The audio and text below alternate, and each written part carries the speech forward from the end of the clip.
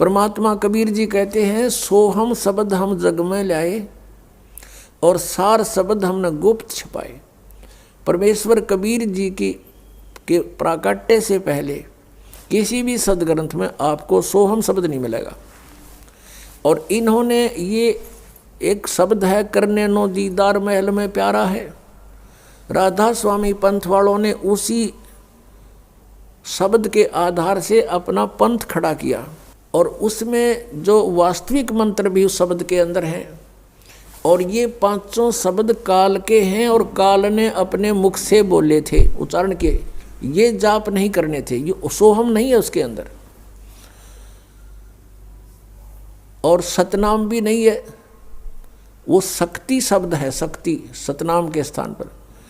और इसमें तो ये पांचों नाम काल के हैं। इनसे हटकर वो पांच नाम ये दास आपको प्रदान करता है, वो इन कमलों के खोलने के भिन्न हैं। जो जिन्होंने उपदेश ले रखा वो आपको पता है। अब पुण्यात्माओं, दास का उद्देश्य ये है कि आप जी को सत्य से परिचित कराऊं और आप उन महापुरुषों के जो जिन्होंने परमात्मा पाया है, उन्होंने कौन सी साधनाएं की हैं, कौन से नाम जाप किए हैं और कैसे उनकी रहनी थी, कैसे उनकी क्रियाएं थी, जिनसे उन्होंने परमात्मा प्राप्त हुआ। उनसे हटकर यदि हम कोई अन्य साधना, उसका कोई अन्य तरीका अपनाते हैं या कोई अन्य मंत्र जाप करते हैं तो हम परमात्मा प्राप्ति नहीं कर सकते। अब जैसे इन राधा स्वामी पंथ वालों का ये भी मानना है कि संत कुछ भी नाम दे दे वह फल फूल जाएगा, ये भी इनकी अपनी सोच है और ये झूठ है, गलत है, अनुचित है। जैसे हमने आम का पौधा बीजना है, आम के पौधे को बोने के लिए आम का ही बीज बोना पड़ेगा।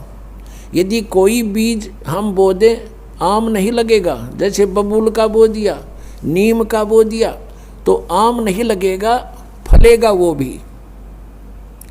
तो आम के लिए हमने आम का ही बीज बीजना पड़ेगा। सतलोक जाने के लिए हमने वही मंत्र जाप करने पड़ेंगे जो उन महापुरुषों ने किए,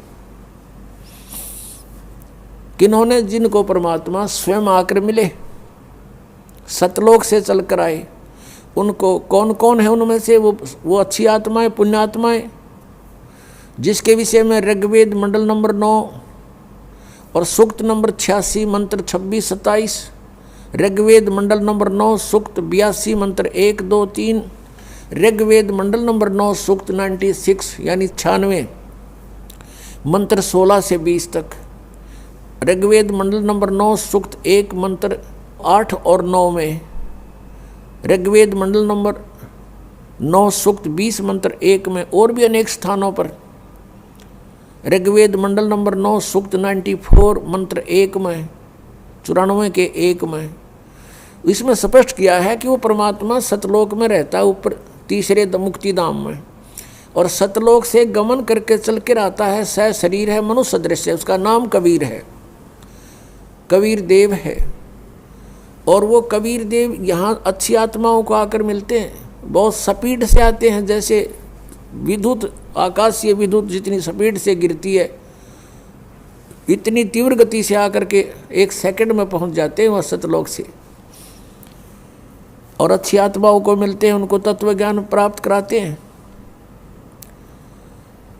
इसी आधार से परमात्मा इन महापुरुषों को मिले थे। किन किन को? आदरणीय धर्मदास साहिब जी को, आदरणीय मलुकदास साहिब जी को, आदरणीय नानक साहिब जी को, आदरणीय दादू साहिब जी को, आदरणीय गरीबदास साहिब जी को, गांव छुड़ानी जिला दद्दर हरियाणा वाले को, आदरणीय गीसा दास साहिब जी को, गांव खेखड़ा और जिला मेरठ उत्तर प्रदेश में। इन महापुरुषों का तो दास को याद है, ध्यान है कि इनको परमात्मा सीधे मिले और इन्होंने जो मंत्र जाप किए, जैसी साधनाएं उनकी क्रियाएं थी, वो भी दास के को खूब ज्ञान है और आपको भी परिचित कराता हूँ। धर्मदास जी कभी हठ योग नहीं किया और स्वयं परमेश्वर कबीर जी ने एक उदाहरण पेश किया, एक रिहर्सल करके दिखाया हमारे को कि वो कपड़ा बुनते थे और नाम भी जाप करते थे। कहने का भाव ये है कि कबीर परमेश्वर से कबीर पंथ, ये संत मत चला, ये भी मानते हैं राधा स्वामी पंथ वाले भी। और कबीर परमेश्वर ने कोई हठ योग नहीं किया, वो तो जुलाहे थे आपके संज्ञा, आपके सोच से। हम तो कहें वो भगवान थे और परमात्मा को लीला करने आए थे, तो जुलाहे का कार्य करते थे। और ये भी दिखाते थे कि मैं भाई भक्ति करता हूँ, हमारे को उदाहरण दे रहे थे। उन्होंने हठ योग नहीं किया कभी भी। कहीं दिखा दो उनका, किसी उनके पूरे लिटरेचर में दिखा दीजिए कि वो हठ योग किया था कभी। परमात्मा कहा करते थे, हमें आगाह कराते थे, सचेत करते थे, कहते थे कि मुझे सो सतगुरु मन भावे जो इन नैनन अलख लखावे। आँख ना मूंदे कान ना रूंदे और ना अन हदुड़ जावे, साधो मने सो सतगुरु मन भावे। जो सहज समाध बतावे। सहज समाध तो चलते उठते बैठते जैसे ध्यान होता, आपको टेंशन हो जाती है किसी कारण से, चलते फिरते भी उसकी चिंतन रहता आपको, एक पल भी आपका माइंड वहाँ से हटता नहीं, ये आपकी समाधि लग गई उसके साथ। तो ऐसे हम परमात्मा के गुणों से और यहाँ के दुखों से परिचित होकर फिर हम परमात्मा को इस श्रद्धा से उसका मेडिटेशन करेंगे, उसको पाने के लिए उसको चाहेंगे। जो पति भरता पति से राती, आन पुरुष नहीं भावे, बस सुरत प्रीतम ऐसे ध्यान लगावे। कहते हैं जैसे पति भरता लड़की अपने पीहर चली जाती है ससुराल से, तो वो कहती है वहाँ सारा काम करती है घर वालों का और किसी को महसूस नहीं होने देती, लेकिन उसका एक पल भी अपने पति से ध्यान हटता नहीं। दिस इज द सहज समाधि, सिंपल मेडिटेशन। ये सिंपल मेडिटेशन को सहज समाधि कहते हैं। ये संतों की थी, ये हठ योग, कान बंद करो, इन संताएं गोड्डे कंडे में हो गए, ठाए अंडे, फिर इन्हें बर्बाद कर लिया अपने जीवन। जैसे धर्मदास साहिब जी भी ऐसे ही अपना कार्य करते थे। वो सेठ थे, बिजनेसमैन थे, कभी हठ योग नहीं किया। आदरणीय मुल्कदास साहिब जी भी किसान थे, अरोड़ा खत्री जाति से थे, उन्होंने भी हठ योग नहीं किया, अपना किसान का कार्य करते थे। दादू साहिब जी, आदरणीय दादू साहिब जी तेली का काम करते थे, कोल्हू चलाते थे, तेल निकाला करते थे। आदरणीय गरीबदास साहिब जी किसान थे, जाट थे, गांव छुडानी जिला झज्जर के, और खेती करते थे, हल जोतते थे, गांव पाली जाते थे, कभी हठ योग नहीं किया। आदरणीय नानक साहिब जी थे, पहले सर्विस करते थे, परमात्मा प्राप्ति के बाद पहले तो प्रचार किया 10-12 वर्ष, फिर लास्ट के 16 वर्ष अपने खेतों में काम करते थे और जो उनके निकट आता था उनको सतमार्ग भी बताते थे। आदरणीय गीसा दास साहिब जी, ये भी किसान थे और खेती करते थे और भक्ति भी करते थे। और किसी भी संत को भगवान नहीं मिला, क्योंकि सभी ने परमात्मा निराकार बताया, जबकि परमात्मा साकार नर आकार मनुष्य दृश्य है। वो सह शरीर, उसका नाम कबीर है। तो जिन्होंने परमात्मा पाया उन्होंने अपनी अमृतवाणी में प्रमाण दिए, एफिडेविट दिए। तो उन्होंने किस मंत्र से परमात्मा पाया? आदरणीय गरीबदास साहिब जी ने सबका निष्कर्ष निकाल के परमात्मा की महिमा को दोबारा रीराइट करवाया। जैसे स्वयं परमेश्वर ने आके 600 वर्ष पहले कबीर वाणी बोली थी, उसमें इन कबीर पंथ में घुसकर कुछ काल के दूतों ने उसमें काफ़ी अपने हिसाब से कुछ परिवर्तन करने की चेष्टा की, और उसके बाद जिस कारण से परमेश्वर ने आदरणीय गरीबदास साहिब जी को फिर से कहा, उसमें फीड कर दिया अपना ज्ञान, और गरीबदास जी ने वो ज्ञान फिर हमें दोबारा बोल कर सुनाया। उस ज्ञान के आधार से और कबीर साहब में बचे हुए सत्य ज्ञान के आधार से, और फिर परमेश्वर ने कहा था कि धर्मदास तो ये लाख दुहाई, ये मूल ज्ञान कहीं बाहर न जाई। मूल ज्ञान बाहर जो पढ़ी, ये बिचली पीढ़ी हंस नी तरही। इस मूल ज्ञान को तब तक छुपाई जब तक ये द्वादश पंथ मिट जाई। कबीर परमेश्वर जी ने कबीर सागर में कहा है कि 12 पंथ चलेंगे, काल चलाएगा, लेकिन उसमें पहले हंस अच्छे होंगे, उसके बाद उसके अनुयायी उसमें तोड़ मोड़ करके तोड़ मोड़ के उस ज्ञान प्रचार किया करेंगे, तो वो काल के पंथ होंगे। लेकिन 12वां पंथ जो होगा वो गरीबदास जी वाला है। और विक्रमी संवत 1774 सन 1717 में आदरणीय गरीबदास साहिब जी का गांव छुडानी, जिला झज्जर, हरियाणा में जन्म हुआ। तो उसमें परमात्मा ने कहा कि संवत 1775 हुई, गलती से 75 लिखा लेकिन 74 है वो। संवत 1774 हुई, ता दिन प्रेम प्रगटे जग सोई।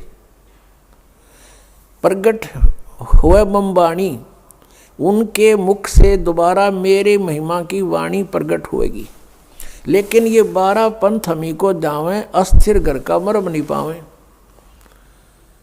ये हमारे वाणी के आधार से कबीर साहब करेंगे और उनको परमात्मा नहीं मिल पाएंगे, क्योंकि उनके पास मूल ज्ञान, मूल नाम नहीं होगा। प्रत्येक महात्मा को, प्रत्येक संत को परमेश्वर कबीर जी जिनको मिले थे उनसे कह दिया था कि अभी इसको डिस्क्लोज ना करना, इस मूल ज्ञान को और वास्तविक वे ऑफ वर्शिप को, पूजा की जो वास्तविक विधि है जो मैंने तुम्हें दे दी है, कबीर जी कहा करते कि इसको अभी डिस्क्लोज ना करना, किसी को बताना नहीं। नहीं तो इन काल के चलाए हुए पंथों में भी ये यथार्थ नाम होंगे और ज्ञान ये हमारी वाणी से घसीट पेसट कर इकट्ठा कर ही लेंगे। तो फिर हम जब जाएंगे, जैसे परमात्मा ने कहा कि 12वें पंथ हम ही चलावें, कबीर साहब ने कहा है कि 12वें पंथ हम ही चल आवें और सभी पंथ मिटा के एक पंथ चलावें। तो परमेश्वर ने कहा कि जो बिचली पीढ़ी आवेगी उसके अंदर ये काल के दूत बहुत पनपेंगे। 12 पंथ तो ये लगातार हैं और काल ने कहा था और अनेक पंथ चलाऊं, यावद जीवों को भरमाऊं। तो उन 12 से अलग ये राधा स्वामी पंथ, धनधर सतगुरु पंथ, बाल योगेश्वर पंथ, और ये सतपाल दास पंथ और ये ठाकुर पंथ, जय गुरुदेव पंथ, ये सब राधा स्वामी से ही निकले हुए हैं। लेकिन ये जो सतपाल जी वाला पंथ और बाल योगेश्वर जी वाला पंथ ये हंसा देश वालों का है। ये भी ऊट पटांग, वही क्रिया, कान बंद आँख बंद, जीव न तालू के लाओ, ये डले डुआन लग रहे। और नाम क्या देते हैं? हंस, हंस नाम देते हैं। हंस तो जीव का नाम है और कहते हैं हंस को उल्टा कर लो सोहम हो गया।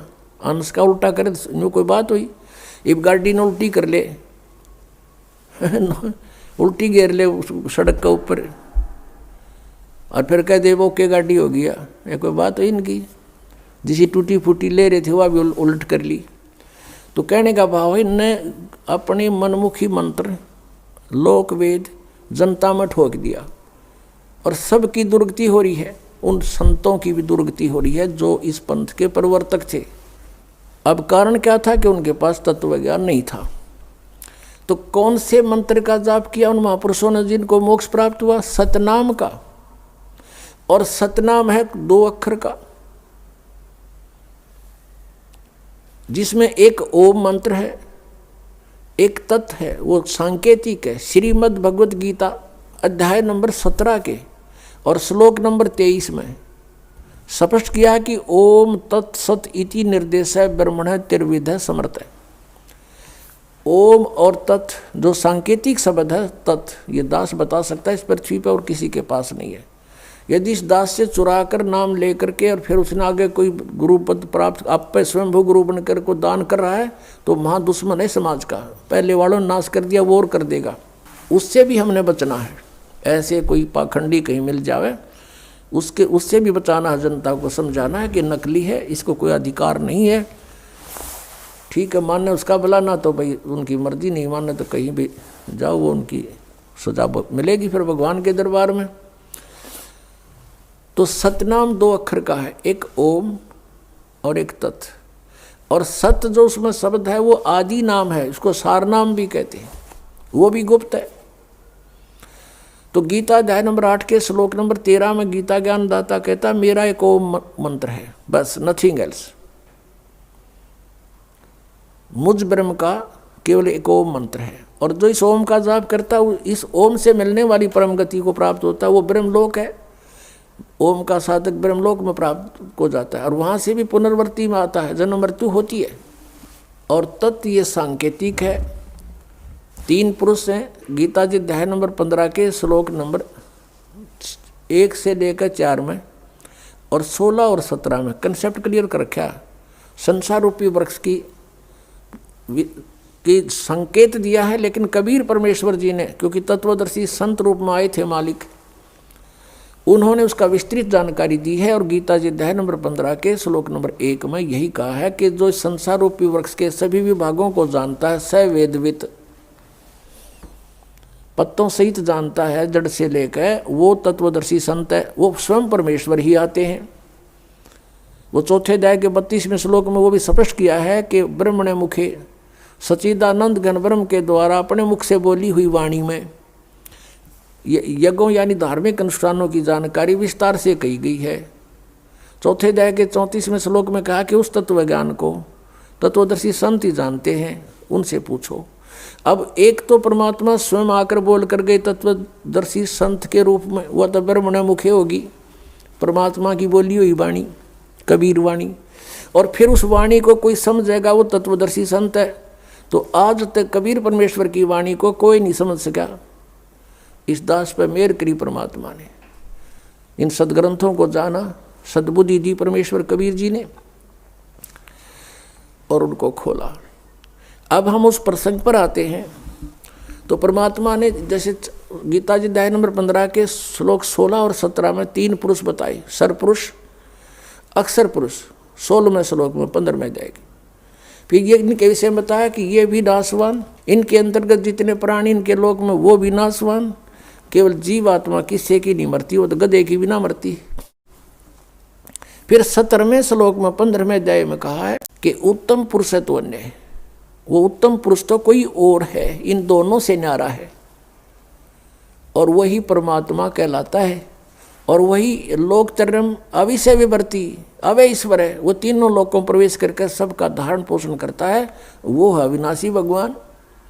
तो इस 3 पुरुषों के 3 मंडल हैं, 3 लोक हैं।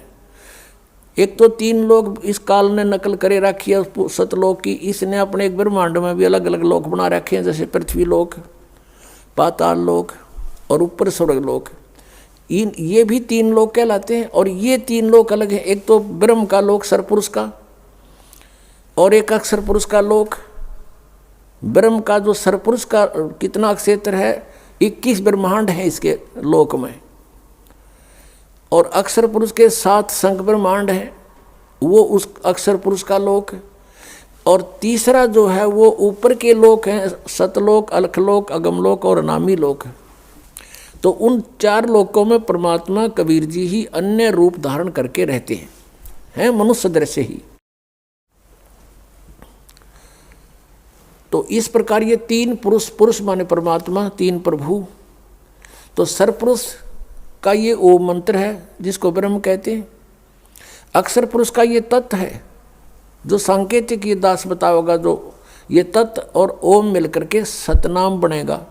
तो ओम के मंत्र की कमाई हमें काल से छुटवाएगी, और तत्व मंत्र की जो है हमने 7 संख ब्रह्मांडों को पार करना है उस अक्षर पुरुष के, उनका ऋण है, उसकी कमाई है।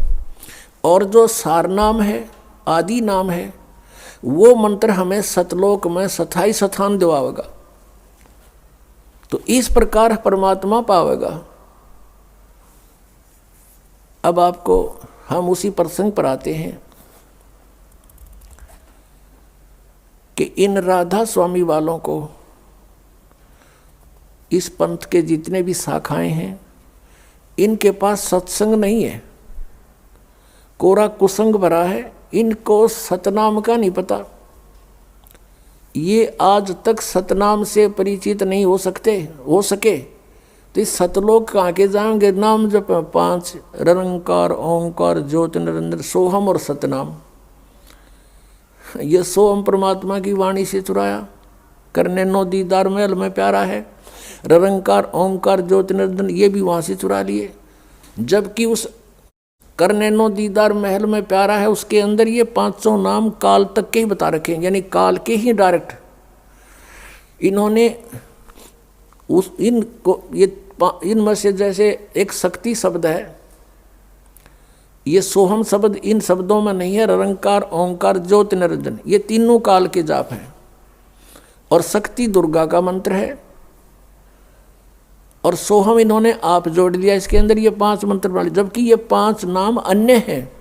ये इन कमलों के खोलने के हैं, जैसे मूल कमल गणेश जी का वासा है, उसका मंत्र आपको दिया जाता है। फिर स्वाद चक्र उससे ऊपर वो ब्रह्म असावत्री और ब्रह्मा का वो मंत्र आपको दिया जाता है। फिर नाभि कमल है जिसमें विष्णु और लक्ष्मी का वास है, उसका मंत्र अलग से दिया जाता है आपको। और हृदय कमल जो दोनों सतनों के बीच में जो ये स्थान यहाँ पर आता है, रीढ़ की हड्डी के अंदर की तरफ पीछे बैकबोन पर, तो वहाँ एक हृदय कमल है जिसमें उसमें शिव और पार्वती का निवास है, उसका मंत्र आपको दिया जाता है। कंठ कमल में दुर्गा है, इसका यहाँ पीछे इसका मंत्र आपको दिया जाता है। तो ये 5 मंत्र इन प्रधानों के हैं, वो ये मंत्र नहीं है निरंकार ओंकार ज्योति निरंजन, ये भी इन्होंने गलत सेलेक्ट कर लिए। और ये 5 नंबर मोक्षदायक नहीं हैं, ये तो प्रारंभिक फर्स्ट एड समझ लो, ये तो फर्स्ट एड है। इसके बाद ट्रीटमेंट शुरू होता है सतनाम से और आदि नाम से। ये नाम भी कंपलसरी हैं, लेकिन ये कंप्लीट नहीं है 500 नाम। इन 500 को देते थे पहले परमात्मा, निरंकार ओंकार ये नहीं है वो। और ये सतनाम केवल कुछ एक भक्तों पुण्यात्माओं को दिया जो दृढ़ भक्त थे, आगे डिस्क्लोज नहीं करेंगे।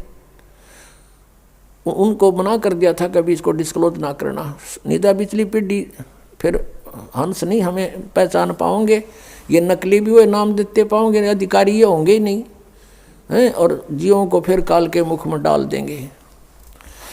तो इस प्रकार परमात्मा ने उनको ये मंत्र दिया था, स्वयं जाप कीजिए, किसी को डिस्क्लोज मत करिए। और पहले ये 5 नाम दिए थे, जो दास आपको 7 देता है, 5 दिए थे बीच बीच के, ताकि इनको कुछ चार्जिंग होती रहे इन पुण्यात्माओं की, और ये दोबारा मनुष्य जन्म प्राप्त करते रहे इस मंत्र से। मोक्ष नहीं हो सकता इन 5 नामों से जब तक ये और सारे कंप्लीट नहीं मिलेंगे। तो परमात्मा ने दया बख्शी थी कि ये किसी प्रकार ये पुण्यात्मा बिचली पीढ़ी तक चले जाएं। उस 5 मंत्र, प्रथम जो मंत्र आपको दिया जाता है, उसके जाप से आपके मनुष्य जन्म होते हुए आ रहे थे। इसलिए तो आपको आज भी भगवान की चाह है, नहीं तो ऐसे भी व्यक्ति हैं जो सोचते भी नहीं परमात्मा की ओर, और आप बचपन से ही कोई ना कोई आड़ लेकर भगवान की लगे हुए हो। आप वो पुण्यात्मा हो जो परमात्मा के साथ सन 1398 से लेकर 1518 तक 120 वर्ष के दौरान आप कभी ना कभी उनसे टच में आए हो। उसमें परमेश्वर कबीर जी के 64 लाख शिष्य हुए थे। 64 लाख। आज तो हर मीडिया का साधन है प्रत्येक प्राणी के पास, कोई 4 बातें जानता मीडिया के माध्यम से, वो भी संत पर प्रसिद्ध हो जाता है। आज से 600 वर्ष पहले पूरे भारतवर्ष की मेरे ख्याल 4 करोड़ आबादी नहीं होगी, जिसमें पश्चिमी पाकिस्तान, पूर्वी पाकिस्तान, बलूचिस्तान, अफगानिस्तान और इराक, ईरान, गजनी तक ये सारा भारत ही था, और कुल मिलाकर 5 करोड़ आबादी नहीं थी। और उस समय परमेश्वर कबीर जी के 64 लाख शिष्य थे। उनमें से आप ही हो जो कोई राधा स्वामी का फंस गया, कोई जय गुरुदेव का फंस गया, कोई धन धन सतगुरु का फंस गया, कोई वैसे अपनी परंपराएं साधनाएं करके मस्त है, कोई हंसा देश वाला के फंस रहा है, और बाकी कोई बचे कुछ इनके या सारा मरने बांध रखी है गांठ सबकी।